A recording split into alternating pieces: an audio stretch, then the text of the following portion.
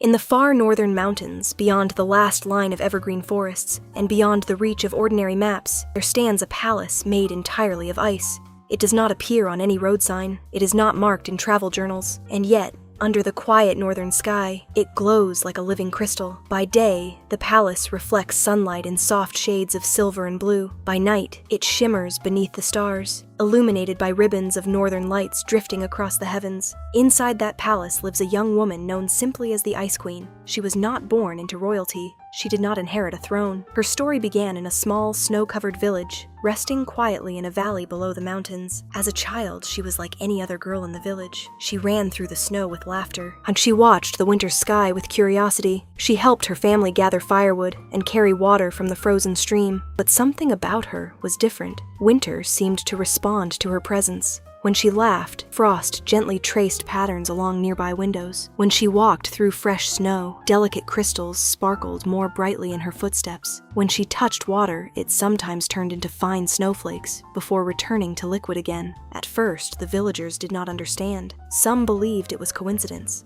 Others believed it was simply the northern air playing tricks on their eyes. But as the seasons passed, the signs became clearer. The child carried within her a rare and unusual gift. It was not loud or dramatic. It was quiet. It was controlled. It was beautiful. As she grew older, so did her understanding of this gift. She learned that with a calm mind, she could shape snow into intricate patterns. She could encourage frost to strengthen thin ice along the riverbanks. She could guide falling snow away from rooftops during heavy storms. Importantly, she learned something even greater. Power requires balance. She discovered that when she allowed her emotions to rush, winter responded unpredictably. But when she remained steady and thoughtful, her abilities became gentle and precise. The village elders began to see her not as something to fear, but as someone to respect. During one particularly harsh winter, when heavy snowfall threatened to isolate the valley, she carefully guided the drifting snow into open fields rather than onto homes. When the river froze unevenly, she strengthened its surface so villagers could cross safely. Over time, trust replaced uncertainty. The young girl became known as the guardian of winter, but responsibility grows with strength.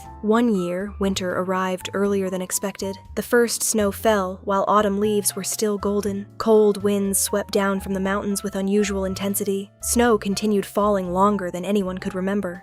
Fields remained frozen. Streams slowed beneath thick layers of ice. Even the Ice Queen sensed that something was not in harmony. She understood that this was not simply her doing. The balance of nature itself was shifting. Determined to understand the cause, she journeyed north toward the ancient glacier where winter is said to begin. The glacier towered above the landscape like a frozen monument of time. Its surface held centuries of snow and memory. Its depths carried whispers of changing winds and distant climates. She placed her hand against the cold surface and closed her eyes. She listened, not with her ears, but with awareness. Within the glacier, she sensed imbalance. Warmer winds from distant lands were meeting the northern cold in unusual patterns. Winter energy, once steady and measured, was gathering too heavily in one place. She realized her role was not to create more cold. Her role was to restore harmony. Standing before the glacier, she raised her hands slowly. Snow began to lift from the ground in a silent spiral. Frost shimmered gently in the air. The wind calmed as if waiting. With steady focus, she redirected the excess winter energy back into the glacier itself, not increasing it, not forcing it, but simply guiding it.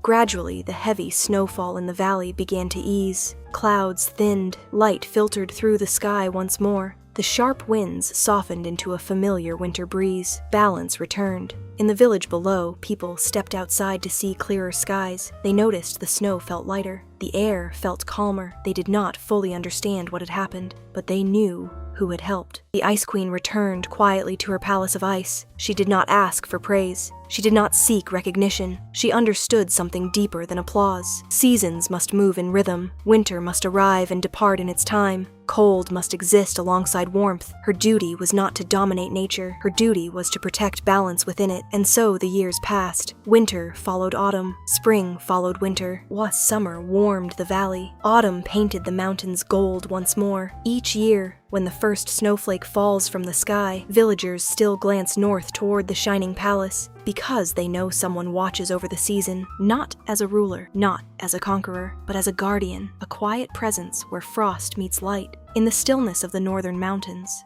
beneath shifting auroras and drifting snow, the Ice Queen remains, calm, steady, and eternal as winter itself.